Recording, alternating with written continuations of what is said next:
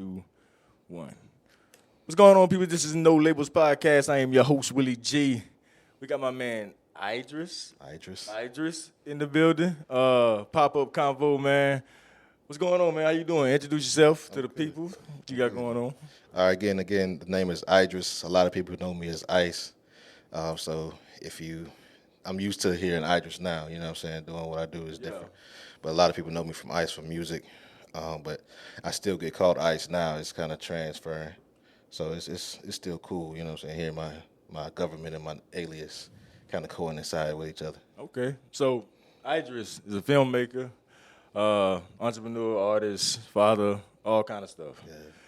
But we here to have a conversation, man. Y'all know how it go, man. But like before we get into the conversation, man, I want to highlight some of the stuff you're doing. We were talking before the show. You were saying you got a show out now called King's Table. King's Table. Yeah. You know what I'm saying? What's that about? All right, King's Table is it's a talk show where mostly I bring men on where we can have a deep conversation where you don't usually get to hear out in the streets. You know, especially ladies. The ladies don't get to hear the conversations that most men have in the barbershop. Yeah. You know what I'm saying? So what I'm trying to do is bring that out for the women to understand us as men and help us to become greater, but also I start a conversation with everybody else outside of that, because it may be a conversation that need to be talked about. Nah, that's real. I mean, we can go and jump in there. Like, just first of all, like, okay, why manhood? Why you?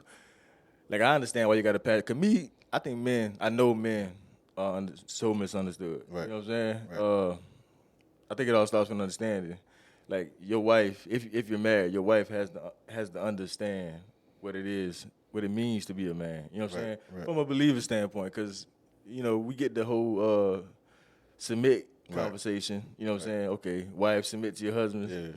Some people may have a problem with that, but I'm like, you got to see it for the whole picture. Yeah, it says that, but do you see what it tells the man to do? It says love your wife as the church, give your life, die. Mm-hmm. That's what Christ did for the church. So it's like understanding the pressure, the real life pressure, not taking away the pressure like that women have. You know what I'm saying? And the things they do and the weight they bear. You know what I'm saying? But it's like we have to understand like it's a reason.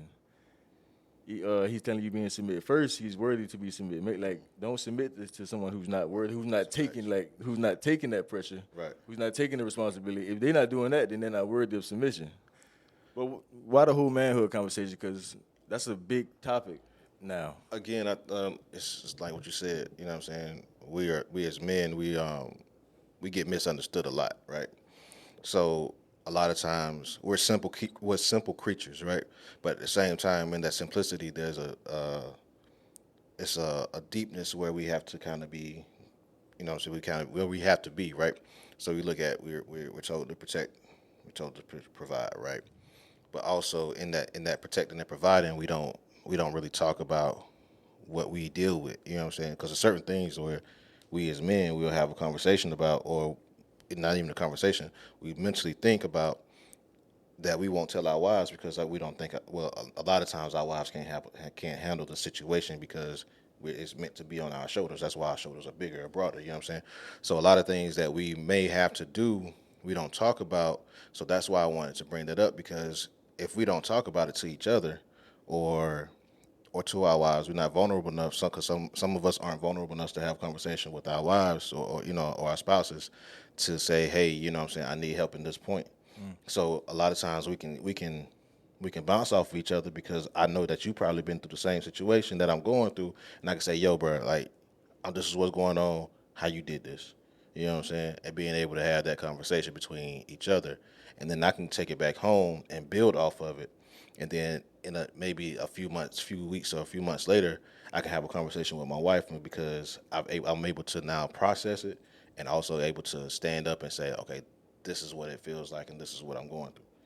You see what I'm saying? No, that's real. I think for men, I know for a fact, it's hard for men to share their feelings a lot. Mm-hmm. It's one of the reasons I started this podcast. I think our superpower is transparency. Mm-hmm. I call it authenticity, because men, like people in general, like we gotta have somewhere to talk. You know what I'm saying? Right. For me, it starts in prayer. It starts with everything. Right. God knows everything, from the good, the bad, the ugly. Right. But you gotta be like, ain't nobody trying to wear no cape for real. You know what I'm saying? The capes don't exist. You know what I'm saying? Superman does not exist. Right. And I take it from all kind of examples. Like being that we all believers, I look at the Bible itself and I look at men, great men. Mm-hmm. You know what I'm saying? Mm-hmm. But I don't look at them as, we look at David, and David is put on a platform, and we know, and he deserves it. You know what I'm saying? But at the same time, David was a man. Right. You know what I'm saying? Like if you read Psalms, like David suffered from depression. He suffered from all these real life issues. You know what I'm saying? And it's on top of being the king, on top of being quote unquote the man after God's own heart, which he didn't know. Right. We know because we get to read the Bible, but he didn't know God was calling him you're the man after God's own heart.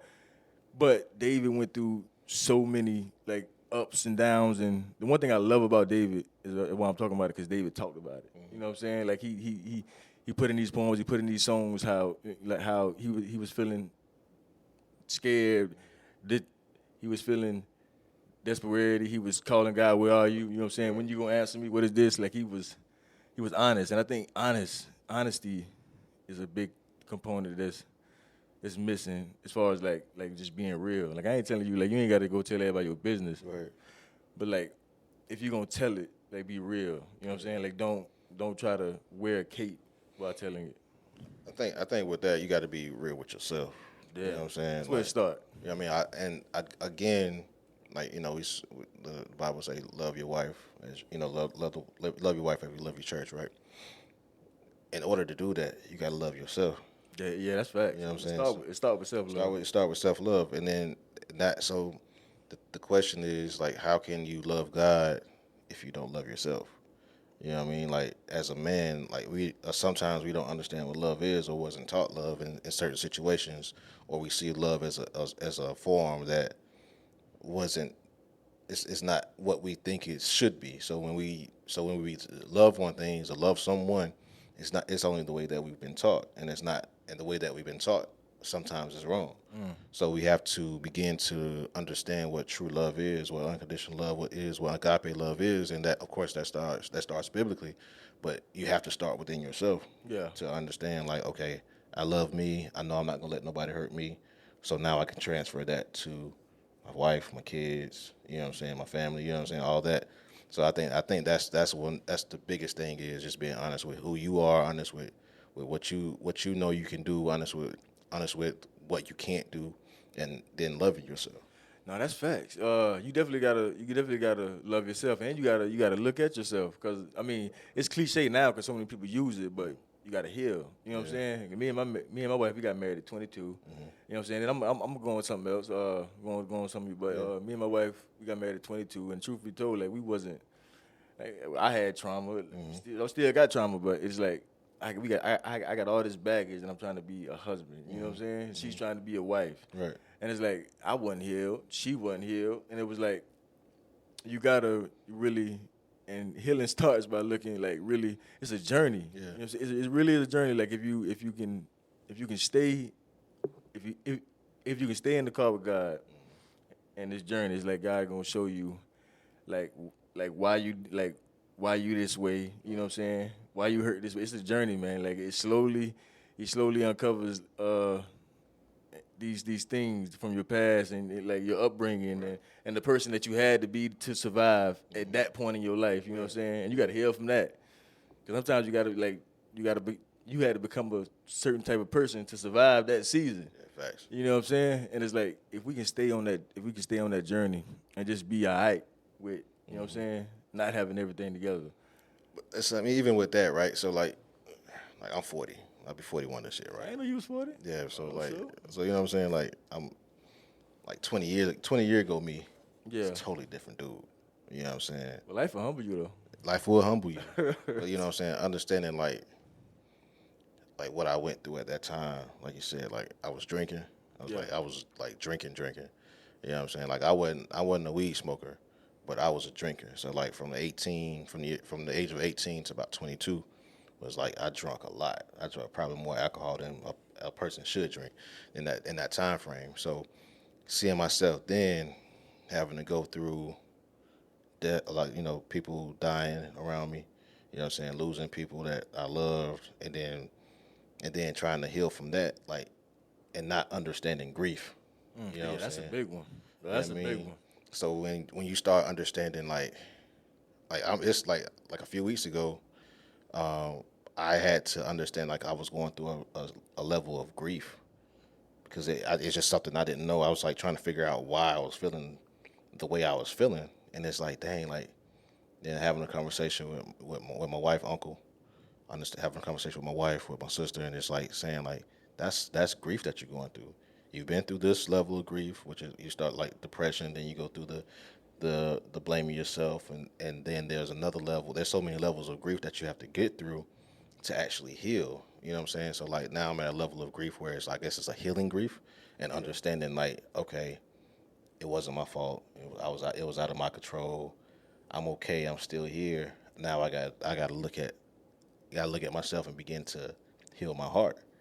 And like you said, like I'm on my second marriage. So the first time around, I got married when I was 26.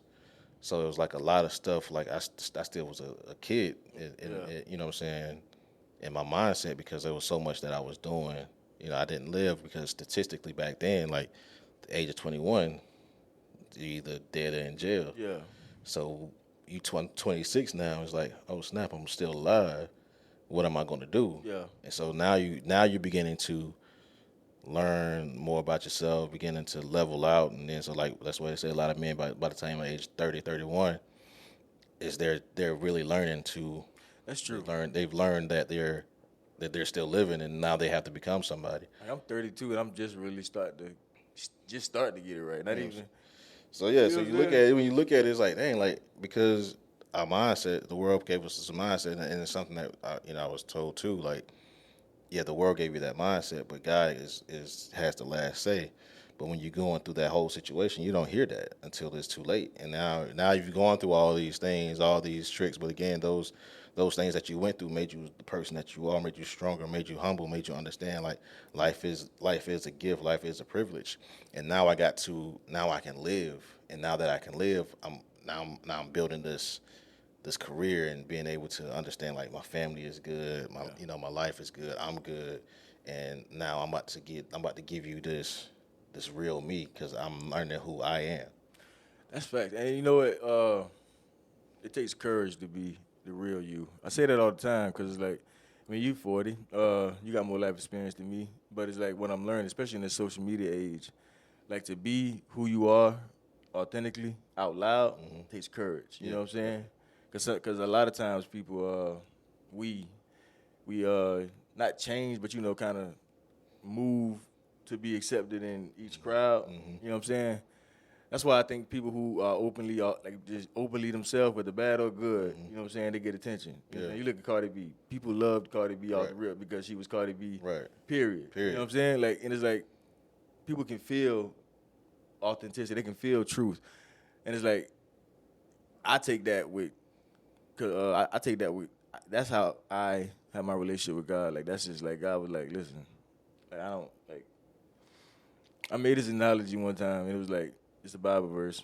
It's a little scary, but it's a Bible verse when we get some people get before the judgment seat, and Jesus said, "I never knew you." Right. You know what I'm saying? Yeah. Depart from me. And it was like, as he was talking, I'm reading it, and you may have known, but I really didn't pay attention. But I'm listening to the response of the people after Jesus said, "I never knew you," and they was like, "Well, dog, didn't I cast out demons? Didn't I do these things?" So immediately it's like, okay, so these are church people. Right. You know what I'm saying? These are people on this earth were known as believers. I never knew you. You know what I'm saying? How many people? How many times me? You know what I'm saying?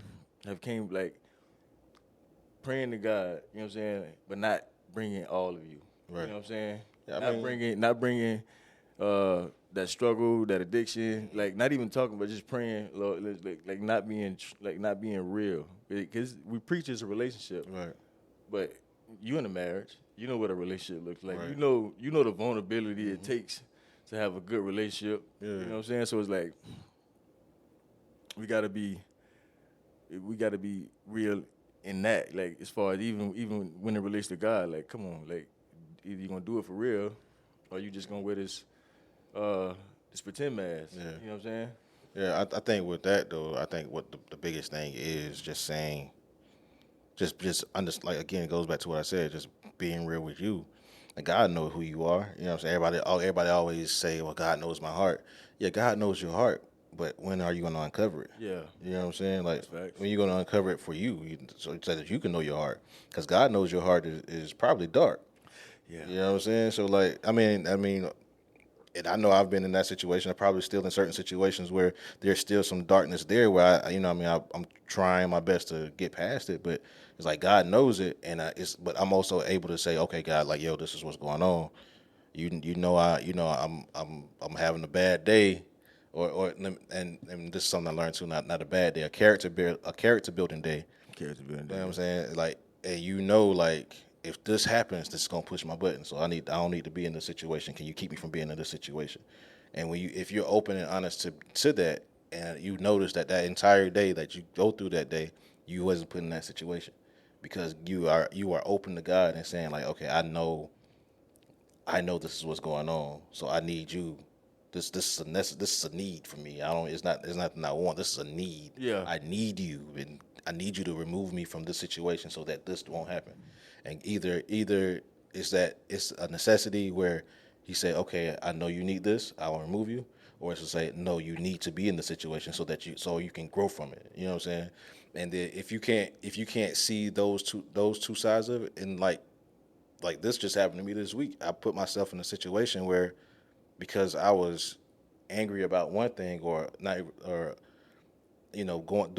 agitated about one thing, I brought it into another situation, and I kind of flipped, and it's like, okay, that was I shouldn't have even did that. Yeah. I should have walked off first, then came back and assessed the situation. But sometimes when you're in that predicament, it's like, I got to handle it now. No, that's facts. No, that's emotions. Emotions get you every time. Like if you don't control your emotions will control you. I'm about to go to something else real quick, but like even when you were saying, like it's crazy how God unravels who you thought you were to show you who you are. Right. You know what I'm saying? It's like it's like life will take you to a point. You 40, man. You a man. Like life will take you to a point where it'll break you all the way down. Man. You know what I'm saying? Like life will take you to a place where it'll break you all the way down. And it's crazy how God will unravel everything that you thought you were. And you was talking about grief, and what I find out, it's also possible to grieve who you were. You know what I'm saying? It's like the person that you were. I think I went through it, maybe even now, because sometimes I be telling my wife, like, everything will be good. Life good, bills paid, family happy, and it was just feeling inside of like, it didn't match what was going on outside. You know what I'm saying? Like, life is actually good right now. Mm-hmm. But inside I feel this discomfort, and it was like, it's possible to grieve who you were, you know what I'm saying? Like how you used to do things. Mm-hmm. And I'm gonna digress from that because I wanna ask you a couple questions, being that you are a film, and we are, but being that you are in the film industry, being that you are a director, you are a writer, and all that. Like, how you feel about the state of film right now? You know what I'm saying? Because I'm gonna give you my perspective, then I'm gonna let you, because it seems everything is going, even on the dark side. You know what I'm saying? And the stories ain't even as good as they used to be. And you still got some good ones. Like I like Snowfall. Like Snowfall was lit, but it's like seems like the creativity is dying down, and it's like everything is going more on the dark side. We got everything is agenda based. You know what I'm saying? You got to watch what your kids watching. Mm-hmm. You never know what they're gonna slide in. How you feel about the state of you know what I'm saying? Like film, and even you being a believer, like being in that world and navigating it. All right, so my opinion. Let me say my opinion. Yeah. Right. So film is in the place because everything has been done. Right.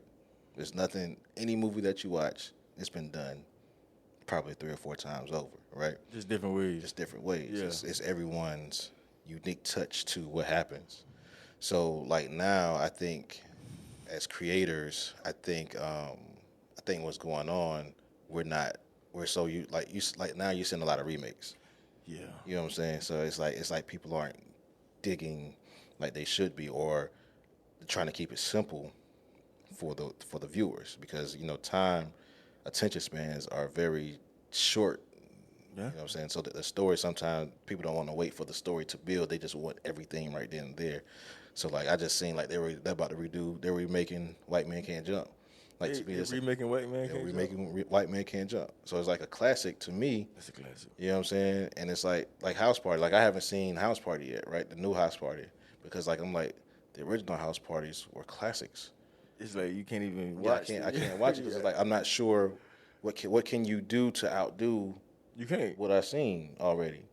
And so it's like okay. So for me, I think the place of film now is just a place where people are getting lazy. That music too. Like if you listen to music, it's the same song, saying in different ways. You know what I'm saying? It is. So like now I think people just have to, and I think it's coming. Like you see a lot of mainstream filmmakers, they're making these, you know what I'm saying, they're not allowing the writers to be as creative as they want to be. So when you look at some independent filmmakers, you'd be like, man, I like independence better because they're giving me a story. Yeah. Something, not all of them. I'm not all of them, but some of them are giving a story to where I can enjoy myself. I can be, be good. Like we were talking about this before we started. Like the Super Mario Brothers movie, to me was like a great story. It was a great movie. I didn't have to worry about my kids seeing anything off the wall. Yeah. It was just something that was just a good movie, and I enjoyed myself. My kids enjoyed it. So it's like, dang, like, why can't we make good movies like this? You know what I'm saying? Like, where it's nothing to an agenda, nothing being forced on anybody. It's just a good movie. Something that's just a life story that happens. But I think just to answer your question, I think just in the mainstream side, I think there's a laziness from those that's giving the investors that don't want to see certain creators bring out something.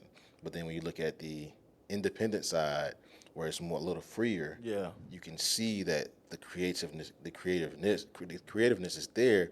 It's just that like the funds wasn't there to support it. Yeah, that's always the case. You know what I'm saying? So like if you give the funds, if you take those funds from that mainstream and give it to this independent, I guarantee this movie is going to be better than this movie. Yeah. Because that mainstream, that independent artist, just like as music artists, you know what I'm saying?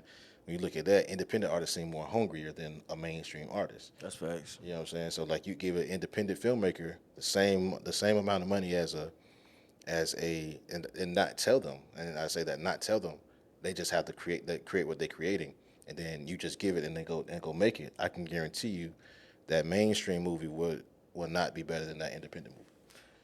I mean, I agree. I mean, that's just like underground music. Like, it's plenty better artists than the one that we hear mainstream. But it's like, you even being a believer, it's like, what you say, because you in that space, and I'm like, I don't know your ambitions or how big you want to make it. You know what I'm saying?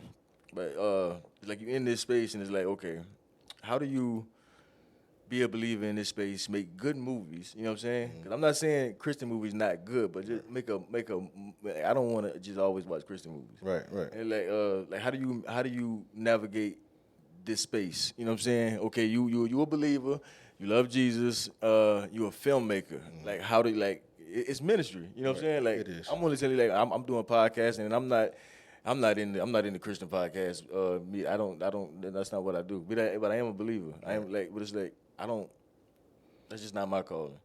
Okay, so you here, like, you got this opportunity to put out good movies, good content, with messages, but how you do that and keep it entertaining? Like, how you navigate in this space? What about the people who saying, you know what I'm saying, like you a heathen or whatever? 'Cause I don't know what kind of movies you make, but Right. So like for me, like I've dabbled in everything, right? Understanding your morals. There's certain things that I won't do. yeah, that's facts. You know what I'm saying? Like there's certain things that I won't do, and you're not going to talk me into doing it. That's facts. You know what I mean? So like, no matter how much the money is, I can't do it because that go against my morals. So as a believer, I understand that there's two sides of everything, right? So there's always going to be evil, good versus evil, right? So understanding that life experiences, like for me, like a lot of times, like when I'm writing, it may be fiction when it's completed, but some of those things come from life experiences. And I know my life experiences wasn't always believer mentality. You know what I'm saying? Believer, it wasn't always that way. So I have to deal with those things and understand, like, okay, I can still make an impact just by through the story. I can tell you the story of where this person is, to where this person is going, to where this person is going to be. And when you have that as a believer, you should be okay with that. You know what I'm saying? And it's an art. Not to cut you off, but it's an art. Because what I'm basically asking you is, how do you take this gospel? Because I had an interview with Darius, and we was talking about his project. But I was like, I like this project because it's gritty. Book of Names? Yeah, Book of Names. Yeah. It's real gritty. And I was like, understand, life is 100% real. You know what I'm saying? We don't live in fantasy land. I need something, like, how do you take that gospel? Because I forgot who said it, but it's a famous quote that says, like, great art speaks to the times. You know what I'm saying? So how do you package this gospel? You know what I'm saying? Not changing it, but how do you package this not even like how do you package this, your mentality, your faith? How do you put this, and how do you give it to this world? You know what I'm saying? Basically, like, Jesus did it all the time. Like, he was talking to a bunch of farmers. He talked about farming and fishing and stuff they'd understand. Yeah. So how do you pack this? It's rough. People out here struggling with addictions. Depression is at an all-time high. It's like, and speaking from experience, like when I was in a dark place, I didn't want to hear no cliches. Yeah, you don't. I don't want to hear none of that. Like, I'm about to lose my literally. I felt like I knew at one point in time, and I'm only loud about this because I've talked about it earlier. But at one point in time, I literally knew it's only you, it's only God that's keeping my mental together. You know what I'm saying? Like, I'm literally, like, when they say I'm about to lose my mind, that's a real thing. That's a real thing. No, that's fact. I was literally but so in that I want real. You know what I'm saying? Yeah. That's when I started reading the Bible a whole different way, and I call it Disney shades. I'm like, okay, I get like I say it all the time, God has standards. He has the highest standards. I'm not telling you it's a free fall. You can do what you want, but it's like, this is real life. You know what I'm saying? Like I really was struggling with these things. You know what I'm saying? I really was a believer and struggled with addiction. You know what I'm saying? Yeah. It didn't make me not, and that's when it really and I'm not giving people free, but I was like in this, and I'm like, everything that I was in supposedly it would disqualify me in the religious world. Like, okay, you don't really believe what you're saying, but in that moment, that's when it was like, I realized that, okay, God, I'm not where I should. I'm depressed. I'm addicted.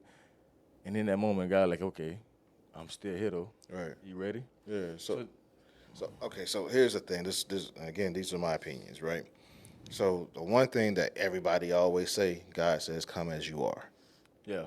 That's not talking about how you walk in the church. Yeah.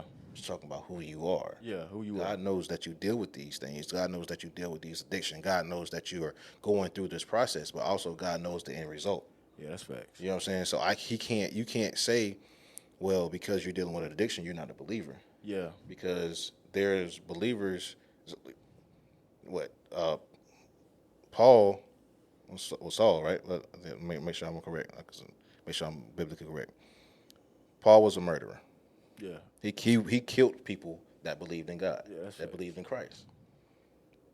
He changed, of course, his name was changed to become Paul, right? So, but what's changed his name to Saul? Saul to Paul. Saul to Paul, right. So, like, but God knew what he was going to do. He still was a murderer. And you know what?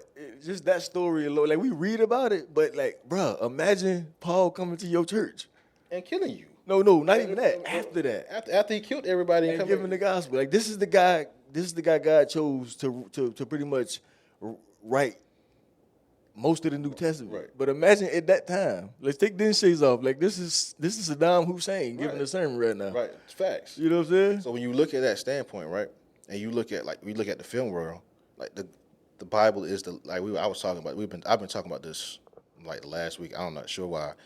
but the Bible is the living word. Yeah. It's literally living in this day right now as we speak. When you hear people say they're looking to make one money, Yeah. that's in Revelations. That's facts. That's facts. You know, that's in Revelation. So you can't tell me that it's not real.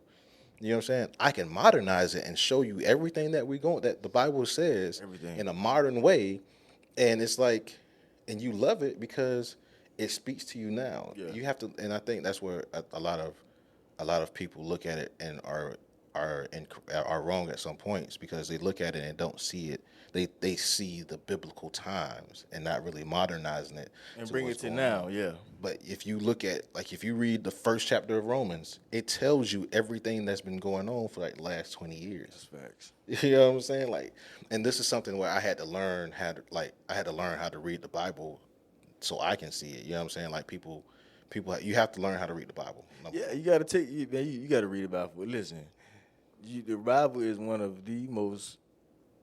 Now don't take this out of context, but it's one of the most messiest books as far as people. Right. Like the people that God chose to use, like might be Jacob. Man, you read some of the stuff. I'm not even gonna get in detail, but it's like it makes good for a good movie. It makes a great a good movie. movie. Like, you can take Bible stories. You can take, like, all right, you said Jacob. Like you know what I'm saying? Like, this dude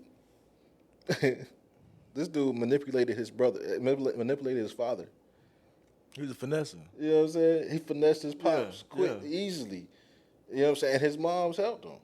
That's facts. You know what I'm saying? So, like, so that you could, but the Bible said that he was supposed to be this person anyway. Yeah. It's just how he went about doing it is dead wrong how he went about doing it. But at the end of the day, he went back and corrected his wrong. Yeah. Now, that's not saying for anybody to go out and do whatever you want to do and, you know what I'm saying, turn around and try to, you know what I'm saying, to make it seem like it's, you know, everything is right. But what I'm saying is, like, intentionally, I'm not intentionally trying to hurt anybody. I'm not intentionally trying to be this type of person. I'm intentionally want to give a good story.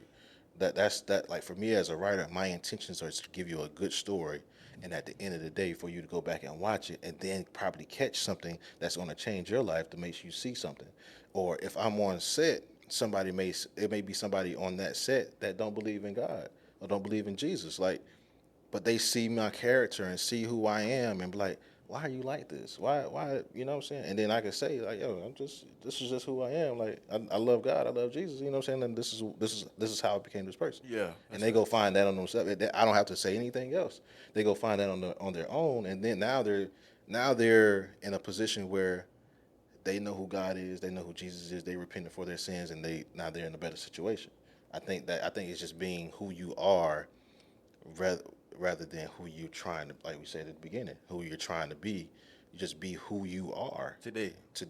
Yeah. And then once as you, and every day it's going to change. You're going to we change every day, and we just don't realize it. And I'm just realizing at this moment, every day I become a better person because of the things that I did yesterday may not have been what I wanted to do. So I'm going to try to correct what I did yesterday so that I can be a better person today. But in that process, I'm still probably going to make a mistake. So I have to correct that tomorrow if God allows me to live to see tomorrow. And it's like, bro, listen, you talk about movies. I think a movie tells a great story, whether funny, whatever. And a great movie always has a character that people like just fall in love with. Mm-hmm. And it's like God is the best storyteller. You look at all the stories. Right. I mean, you look at Moses, put in the river, thrown away, raised in the palace of the enemy for 40 years, murderer, kicked out, ran away to become the savior of a nation. You look at Gideon, you know what I'm saying? The weakest man from the weakest village. Mm-hmm. He always chooses the person, like he always, you look at David, you know, okay, like, let's not even talk about the daddy issues in that story, because like one even like it's got to be a daddy issue. Okay, somebody come to my say one of your sons is gonna be a king, and I got 2 sons. I only call one son. There's the only one. I got one out there. Why? You know what I'm saying? That just speaks like the one. Like God seems to always choose the most unlikely. Jesus chooses 12 fishing, like these 12 disciples were tax collectors and fishermen, and they were young. We watched the movie and we see Peter with his big beard, and when they met Jesus, they may have been 21, 19.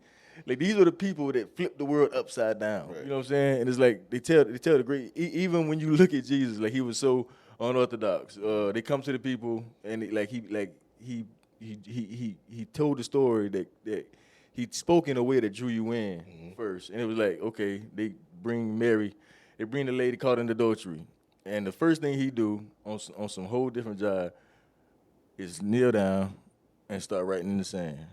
You know what I'm saying? Like what for what? You know what I'm saying? Like just coming from a human, just you can be creative, like you can tell a story in a way where it draws you in, and once the person is drawing in, then you hit them with the message. You know what I'm saying? But I think too, another thing that we tend to forget a lot of times is that in that process, again, it's who a person was. Like when you go, like my instructor that teaches me writing, right? There's a journey that we have to take. The name of it is the hero's journey, right? Oh yeah, I like that. So there's a 12-step process. It's for a person who they are in the beginning of the story, a person who has to go through something to become who they from the beginning of the story. They get to the middle of the story. They have to go through this. It's a death, and then what they mean by death, something happened to kill the person who they were before, so that they become the person at the end of the movie, which is your great hero. That's true. You know what I'm saying? So like a lot of times, you may watch a movie or I may write something that has cuss words in it, but it's because of that time frame what was going on. You may hear certain words and it's like, dang, like, okay, but it's not for you. Yeah. It's for that person that's struggling with whatever they're struggling with, and now they hear something that they can relate to and that draws them in, and then at the end of the movie it's like, dang, I want to go to church. That's real. You know what I'm saying? Like, why I want to go to church? Because something within that story has process of favoritism of God. Because my whole situation is an impact. What can I impact? How can I impact somebody? You know what I'm saying? Whether it's the smallest impact could be anything. Like, it could be just them saying, I love God, and they never said it in their life. And being that you're African American director, and it's like you that alone, like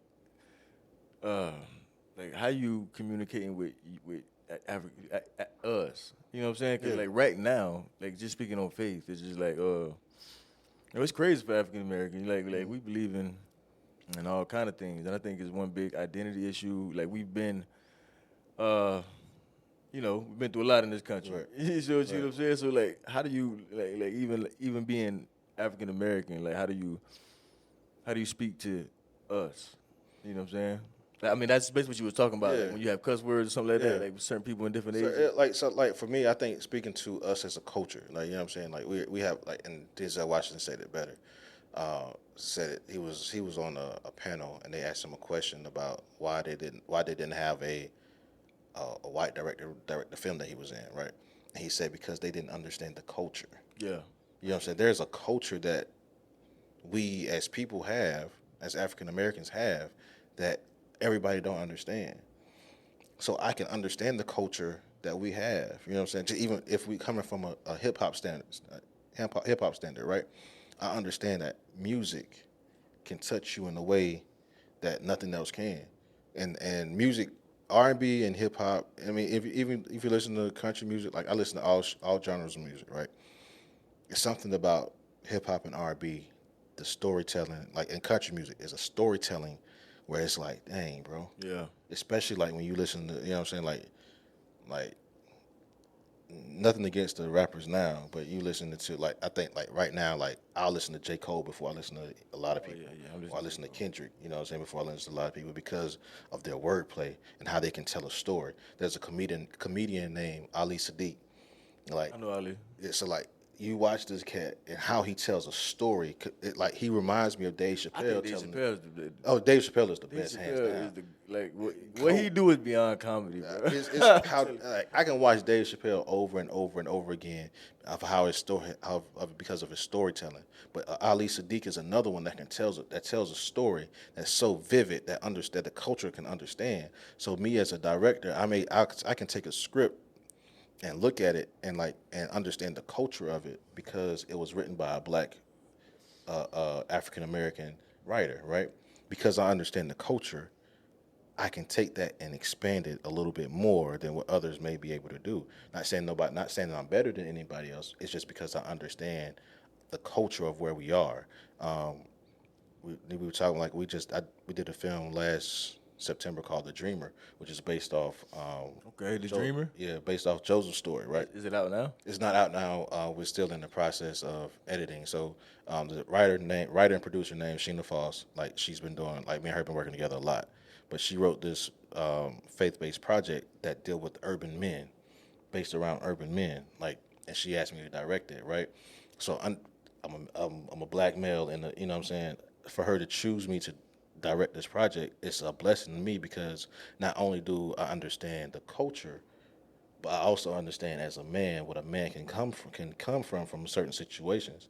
And I look at each character that she wrote, it was like a version of me in different areas. That's fine. So when I look at the script, it took me to a position dang, I can identify with this. I've been through that. I did that, or certain situations. So I think, to answer your question, as an African American director, why I can work with certain situations because I understand the culture and I understand what people may need to hear at that moment. Or as a writer, I understand what the story that needs to be told because again, raising the African American household, when not now, it's better now, but before, your parents or grandparents said what goes on in this house stays in this house. Yeah, that's facts. You know what I'm saying? So now things are getting a little better because people are more open to understand. But I can tell a story and it may hit somebody in the position because that's something that they went through and wasn't able to talk about. Yeah. No, that's the power of art, man. That's the power of telling the story. That's so you said The Dreamer. Do y'all got a date? We don't have a date yet. We don't have any dates yet. I know that Sheena is working really hard on it, trying to make this thing be something huge that come out of South Carolina. So, but as soon as I find out more information from her, I'll definitely you guys will be the first to know, so that people can check it out and see what. How long have you been directing? This is my 10th year, man. Let's talk about immediate gratification and what it looks like to stick with something when you don't see immediate results or you're not getting the hand claps. What keeps you steady? Because 10 years is a decade. Yeah, it's a decade, man. You know what I'm saying? You know what I'm saying? It's sitting here my son is 10. Decade. So to do something for a decade, and I'm not saying you're not where you want to be. I'm just asking what keeps you on what keeps you going? How do you? Because we in this immediate gratification where it really is possible for you to post some content and be famous overnight. Yeah. Yeah, that's a real possibility. But in a way, it's kind of getting a little weird because they kind of controlling the content. Yeah. They suppressing a lot of content. That's true. But still, I think, man, because doing music, I think music molded me. You know what I'm saying? Because doing music in the 2000s, I did music early. You know what I'm saying? I started doing music 2000, 2001, right? So back then, there wasn't overnight success. It wasn't no YouTube like that. It wasn't. That's true. You know what I'm saying? No social media. So you gotta get out the trunk. You had to get it out the trunk. You had to sell. You had to hit these open mics. You had to pay money to get. You know what I'm saying? To get situated. You know what I'm saying? So I think music molded me to understand anything that happens overnight, it's only gonna happen. It's only gonna stay. It can end overnight as well. Yeah. So, but if you go out there and grind and put your all into it, it's gonna last longer. and you feel more appreciated of what your work looks like once it's completed. And it's like it's really not what you do; it's who you become. Yeah. Because it's probably, I mean, a decade is a long time, man. That's 10 years. That's, you know what I'm saying? Yeah, That's man. 10. That's 10. Like, and it's like people don't want to hear that. Oh, look, you're a believer. Like, I'm God. It's supposed to be now. But even now, I ask you, are you happy? Are you content? Like, I'm not saying you don't want more, but are you content now? I'm happy where I'm at, but again, like it's always. I'm not saying settle. Like my thing is like I play video games. I love playing 2K, right?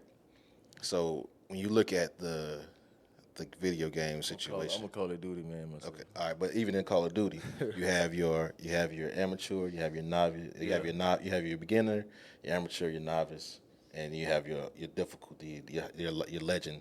Like, you know what I'm saying? So like I look at myself. I don't look at myself as a veteran yet, even though I've been doing it 10 years, right? Because I didn't go to school for it. So somebody else somebody that went to school for it got a 4-year advantage over me already. So So I'm still a rookie to me.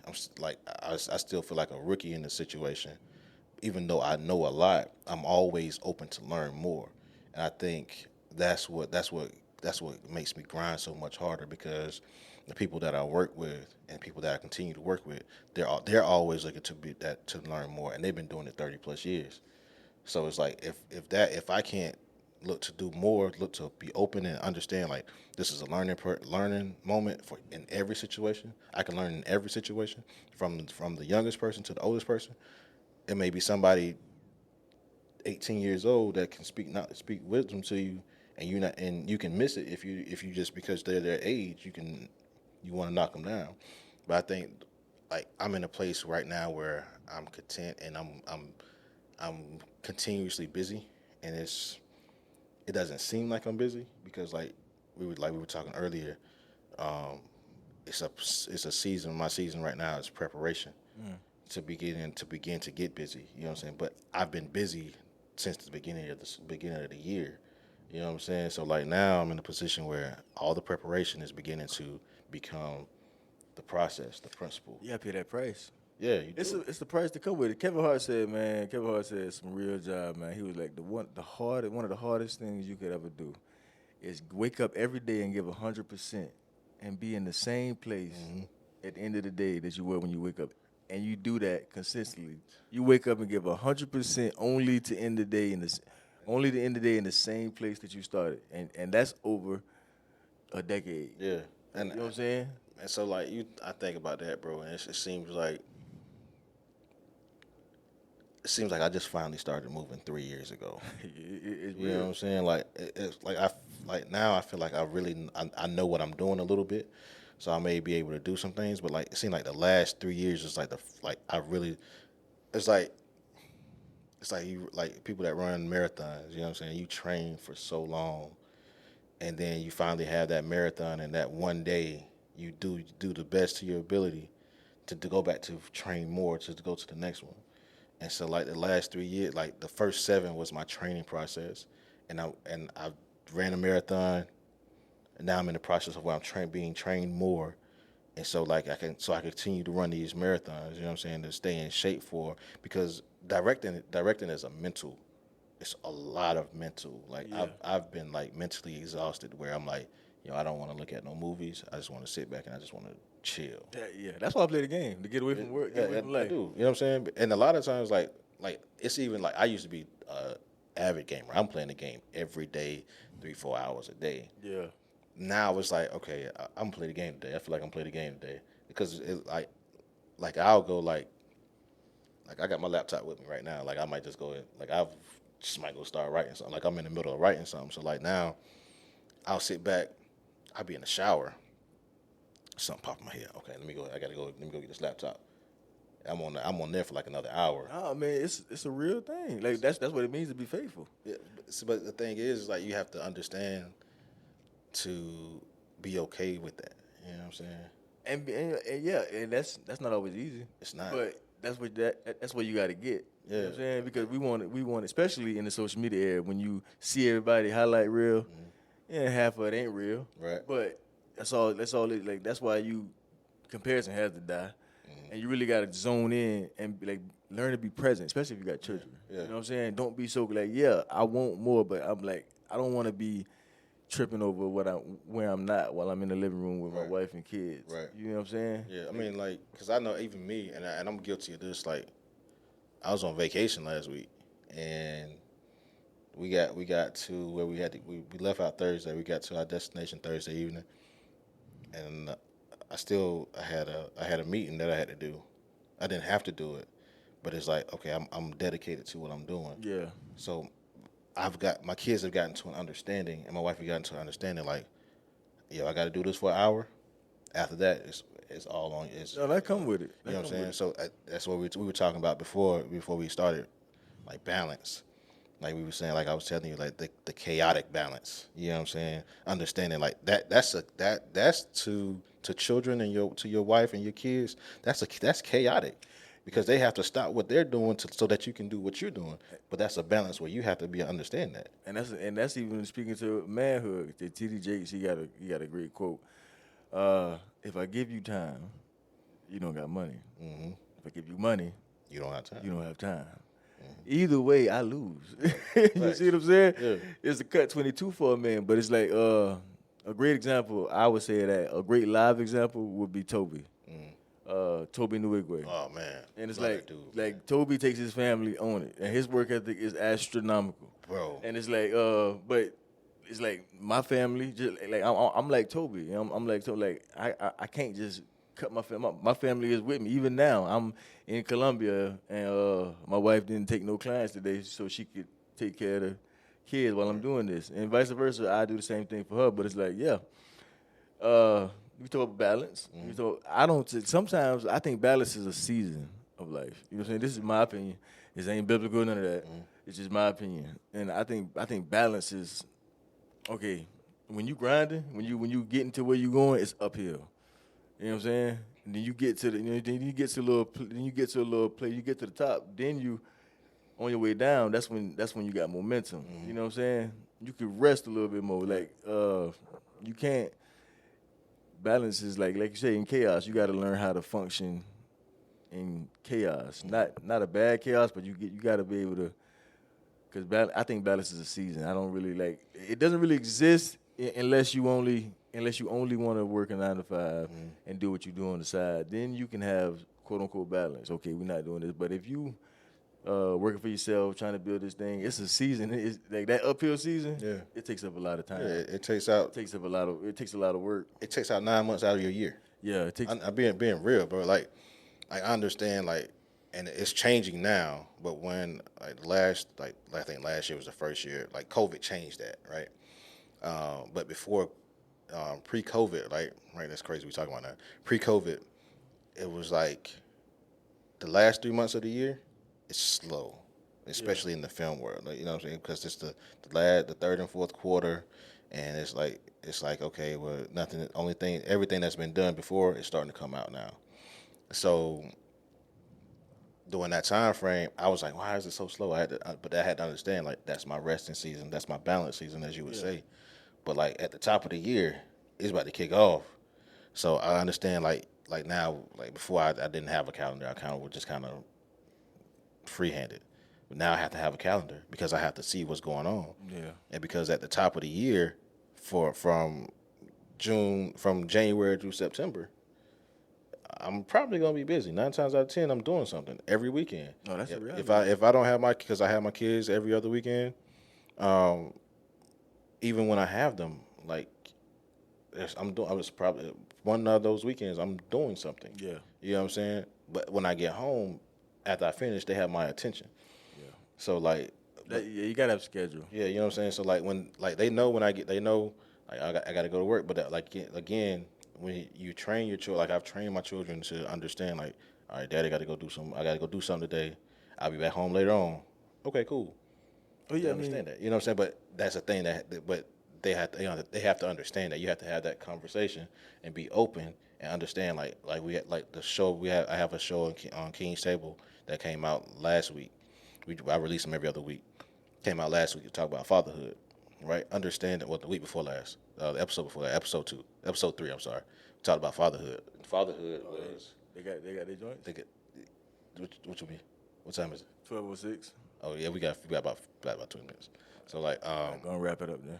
all right, when we talked about fatherhood, and fatherhood deals with so many different aspects of who we are as men. Because a lot of times, if you wasn't in a 2-parent household, you didn't understand how to be a man. And even if you were, depending on your dad, sometimes your father was a worker, so he was a provider. You look at the movie Fences, like Denzel Washington's character. It's a good movie. He was a father to provide it. He didn't know how to teach his son all the aspects. He just knew how to provide for you, make sure you good, and give you a heart, and gave you the hard decisions in life. So like understanding like how you father, but also being able to be there for your kids. So I think we just have to continue to build on that and become better men and better fathers, so that we can. So like you said, when we are going uphill now. When we ride that momentum downhill, it's just like a roller coaster. When we get back to the other hill, it takes that time. That chain has to catch and it licks up. And you know what? That's a great point to end the podcast. Conversation was getting good, but we running out of time. We're gonna do it again. But definitely, I want to end on that, man. Listen, it is a season that God tells you to rest, and when God tells you to rest, you rest, because burnout is real. Burnout is very real. Burnout is real. But at the same time, like everybody I'm around, you know what I'm saying? Like the people that I keep in my close circle, like their work ethic inspires me, and I'm pretty sure it's vice versa. But it's at the same time, it's like don't worship the work, but understand, like God has no he has no problem with work. Right. You know what I'm saying? Like faith makes it possible. It doesn't make like miracles are real. Faith makes it possible. Don't make it easy. Scripture says faith without works is dead. Exactly, man. We're gonna end on that, man, because I gotta break this thing down. But it was a dope conversation, man. You got anything you want to tell to the anything you're promoting real quick? Hey man, as of right now, just watch King's Table every other Wednesday or every other week. I'm not gonna give you a date. Every other week. Links gonna be below. Links. I'm gonna have links. So just check us out. Let me know what you guys think about it. And then of course share it. Have the conversation with others, and that's the biggest thing, man. All right, look. We No Labels Podcast. This is the Pop-Up Convo, man. We out of here, man. Love y'all. Bim. We out of here. Love y'all.